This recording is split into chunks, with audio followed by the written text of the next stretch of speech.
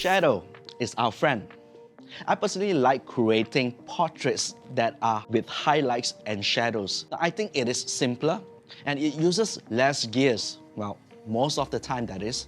Hence, it's less intimidating and I personally like the aesthetic of a very contrasty portrait.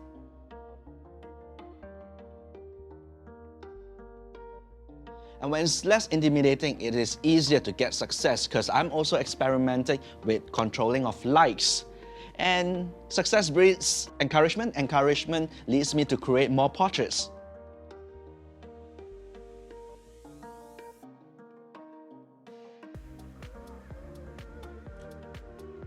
And a lot of photographers perceive that shadows are lack of details and they appear a bit dark. And they are right. Well-lit photograph has its place and use of it.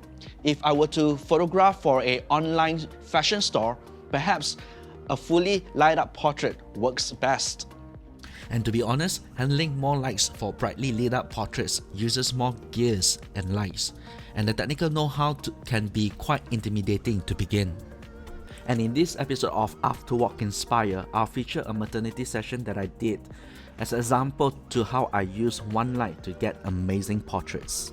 Now this is a Speedlight and this is Osmo X700 TTL, which is also a Godox rebadge from the TT685.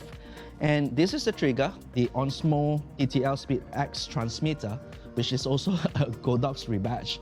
You can use any transmitter Speedlight that can be triggered remotely and also controlling its power. And I've got the Godox 80cm octabox light modifier, which is key to create the kind of look that you see in this video. Positioning light source is the key to creating these portraits that I'm about to show you. Now in this shot, I have the light source right above me. Now if you can see the effect of the light right now in this video, I've got the shadow appearing on my cheek that chisels my face downwards.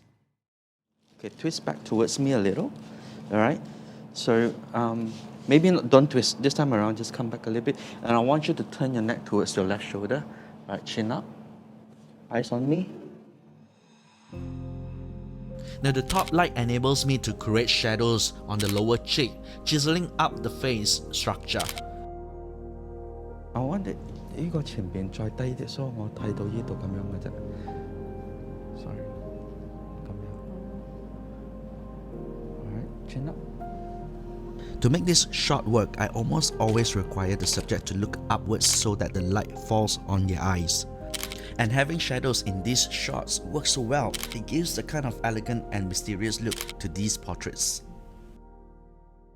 Now as I move the octabox towards the side, you can see it lights up the side and then the falling shadows is over here, which is not so flattering for the face and all, unless you want to do a mystery poster. But if I were to get the subject to face directly into the octabox, so what happened is that the highlights on the face and the front and the shadows will slowly nicely fall behind into the dark, which is great, and I like that kind of look. And in fact, because the light is in front, shooting maternity is nice because it does highlight the bump, which I don't think I want to highlight my bump over here. So my light is gonna be here. Instead of leaning back, just be straight over there. Turn your body facing there. Right, chin down. Okay, your hands just put on your belly, both of your hands, one down, one up. Okay.